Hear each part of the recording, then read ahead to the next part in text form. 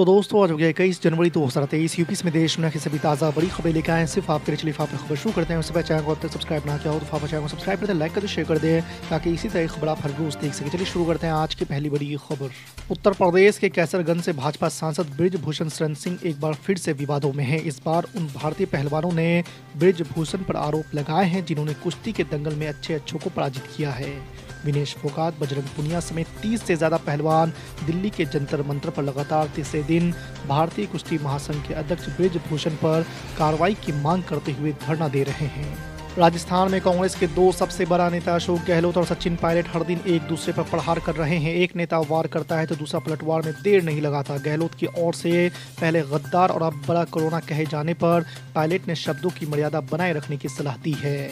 जयपुर के महाराजा कॉलेज में छात्रों के बीच पहुंचे सचिन पायलट ने कहा कि किसी का अपमान कर देना, किसी के लिए छोटी बात कह देना आसान है, लेकिन किसी के लिए ऐसी बात नहीं कहनी चाहिए जो अपने लिए नहीं सुनना चाहते हैं। पश्चिम बंगाल का केशपुर इलाका टीएमसी का मजबूत कर रहा है, लेकिन पंचायत चुनाव से पहले पश्चिमी मेदिनीपुर के आनंदपुर और केशपुर में पार्टी नेताओं की गुटबाजी ममता बनर्जी की पार्टी की चिंता बढ़ा रही है। आपको बता दें कि आगामी 4 फरवरी को केशपुर में ममता बनर्जी के भतीजे और टीएमसी के महासचिव अभिषेक बनर्जी की बड़ी रैली होनी है। इससे पहले पार्टी के बड़े नेता चाहते हैं कि नेता बेफजूल की बयानबाजी और एक दूसरे पर हमलों से दूर रहें। सुप्रीम कोर्ट ने बिहार में जाति आधारित जनगणना कराने के नीतीश सरकार के फैसले को चुनौती देने वाले अलग अलग दलीलों पर विचार करने से इनकार कर दिया है। सुप्रीम कोर्ट ने कहा है कि याचिकाकर्ता हाई कोर्ट में याचिका दायर करे। कोर्ट ने ये भी कहा है कि हम अमुक जाति को कितना आरक्षण देना है, इस पर निर्देश कैसे दे सकते हैं। आपको बता दें कि सुप्रीम कोर्ट ने शुक्रवार को राज्य में जाति सर्वेक्षण कराने के बिहार सरकार के फैसले को चुनौती देने वाली याचिकाओं पर विचार करने से इनकार कर दिया है। दिल्ली सरकार और उपराज्यपाल के बीच खींचतान थमती नजर नहीं आ रही है। समाचार एएनसी एएनआई की रिपोर्ट के मुताबिक दिल्ली सरकार ने शिक्षकों को फिनलैंड में ट्रेनिंग कराने की फाइल एलजी सक्सेना को फिर से भेज दी है। दिल्ली सरकार की ओर से अपील की गई है कि एलजी शिक्षकों को प्रशिक्षण दिलाने के काम में बाधक न बने और संबंधित प्रस्ताव पर तुरंत अपनी मंजूरी प्रदान करे। प्रधानमंत्री नरेंद्र मोदी के संसदीय क्षेत्र वाराणसी में शुक्रवार को आयोजित इन्वेस्टर समिट में पर्यटन के क्षेत्र में निवेशकों ने सबसे ज्यादा दिलचस्पी दिखाई है। जिला प्रशासन का दावा है कि वाराणसी में अभी तक 292 निवेशकों ने 46,000 करोड़ का एमओयू पर साइन किया है। इससे 95,000 नए रोजगार सृजित होने की संभावना है। जेडीयू के नेता गुलाम रसूल बलियावी और शिक्षा मंत्री चंद्रशेखर के विवादित बोल पर विरोध जताते हुए भाजपा ने नीतीश कुमार पर बड़ा हमला किया है। केंद्रीय मंत्री और फायर ब्रांड भाजपा नेता गिरिराज सिंह ने कहा है कि नीतीश कुमार अब तक के सबसे लाचार मुख्यमंत्री है।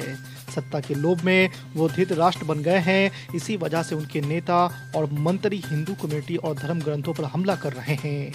यहाँ तक कि उनके नेता शहर शहर को करबला बना देने की धमकी दे रहे हैं। उत्तराखंड के 23 लाख परिवारों को अप्रैल से हर महीने 2 किलो चीनी और 1 किलो नमक बाजार भाव से कम दर पर मिल सकता है।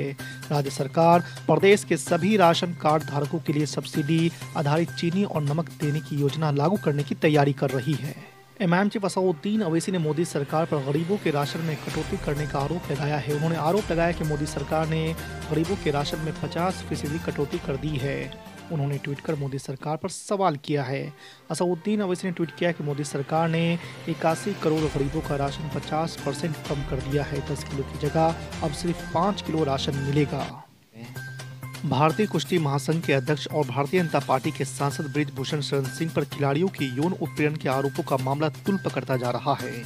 आपको बता दें कि बृजभूषण शरण सिंह पर लगे आरोपों और विरोध प्रदर्शन के बीच जम्मू कश्मीर के पूर्व मुख्यमंत्री और नेशनल कॉन्फ्रेंस के अध्यक्ष फारूक अब्दुल्ला ने गुरुवार को सरकार से तुरंत कार्रवाई करने की मांग की है। साथ ही उन्होंने कहा है कि इससे हमारे मुल्क पर धब्बा लगता है। कुश्ती संघ के खिलाफ खिलाड़ियों के प्रदर्शन पर सियासत भी तेज हो गई है। कांग्रेस ने केंद्रीय मंत्री स्मृति ईरानी और भारतीय जनता पार्टी पर सवाल उठा दिए हैं। आपको बता दें कि हाल ही में रेसलर विनेश फोगाट और साक्षी मलिक ने डब्ल्यूएफआई के अध्यक्ष बृजभूषण सिंह पर यौन उत्पीड़न के आरोप लगा दिए थे। बुधवार को खिलाड़ियों ने राजधानी स्थित जंतर मंतर पर विरोध प्रदर्शन भी किया था। फ्लाइट में महिला यात्री पर पेशाब करने वाले आरोपी शंकर मिश्रा पर एयर इंडिया ने बैन लगा दिया है। एयर इंडिया ने शंकर मिश्रा पर 4 महीनों के लिए बैन लगाया है। शंकर मिश्रा अब 4 महीनों तक एयर इंडिया की फ्लाइट में सफर नहीं कर पाएगा। आपको बता दें कि इस बात की जानकारी एयरलाइन की ओर से दी गई है।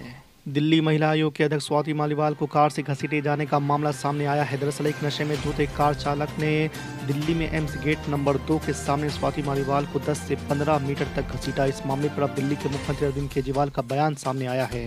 उन्होंने इस घटना के लिए दिल्ली LGB सक्सेना को नसीहत दी है।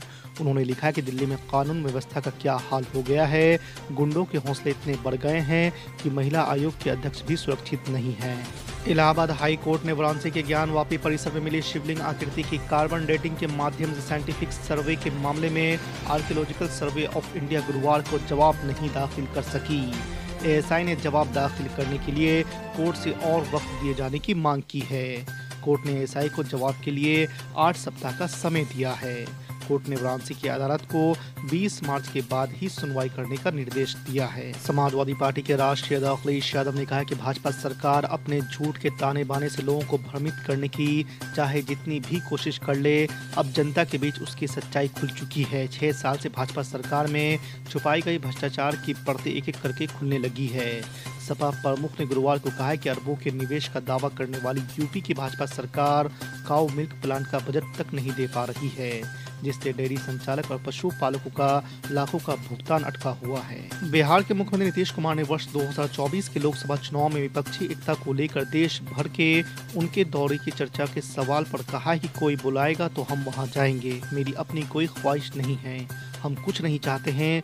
हम एक ही चीज चाहते हैं कि ज्यादा से ज्यादा विपक्ष के लोग एकजुट हो और आगे बढ़े, यही देश के हित में है।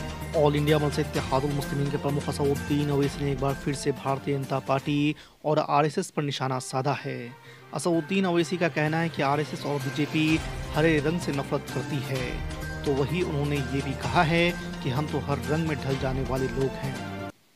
भारत जोड़ो यात्रा का नेतृत्व कर रहे कांग्रेस सांसद राहुल गांधी जम्मू कश्मीर के श्रीनगर स्थित ऐतिहासिक लाल चौक पर भारतीय तिरंगा झंडा नहीं फहराएंगे। खुद कांग्रेस पार्टी ने इसकी जानकारी दी। जम्मू कश्मीर के अखिल भारतीय कांग्रेस कमेटी प्रभारी और पार्टी की सांसद रजनी पाटिल ने मंगलवार को कहा कि राहुल गांधी 30 जनवरी को श्रीनगर में कांग्रेस मुख्यालय पर भारतीय तिरंगा झंडा फहराएंगे, न कि लाल चौक पर। भाजपा के राष्ट्रीय अध्यक्ष JP नड्डा का कार्यकाल 1 साल के लिए बढ़ा दिया गया है। भाजपा की राष्ट्रीय कार्यकारिणी बैठक के दूसरे दिन रक्षा मंत्री राजनाथ सिंह ने ये प्रस्ताव पेश किया, जिसे सर्वसम्मति से पारित कर दिया गया है। JP नड्डा को सेवा विस्तार मिलने की घोषणा होम मिनिस्टर अमित शाह ने की है। उन्होंने इस दौरान JP नड्डा के कार्यकाल में भाजपा को मिली सफलताओं का भी जिक्र किया है। अमित शाह ने कहा है कि हमें उम्मीद है कि 2024 के आम चुनाव में भाजपा PM नरेंद्र मोदी और अध्यक्ष JP नड्डा के नेतृत्व में 2019 से भी बड़ी जीत हासिल करेगी। उत्तर प्रदेश को नए भारत का ग्रोथ इंजन बनाने के कवायद में जुटे मुख्यमंत्री योगी आदित्यनाथ ने मंगलवार को कोलकाता में व्यापारियों को निवेश के लिए आमंत्रित किया है। आपको बता दें कि होटल ओबराय ग्रैंड में उत्तर प्रदेश सरकार द्वारा आयोजित कार्यक्रम में बंगाल के उद्योगपतियों और निवेशकों ने हिस्सा लिया। मुख्यमंत्री ने उत्तर प्रदेश को निवेश के दृष्टिकोण से अपार संभावनाओं वाला राज्य बताया।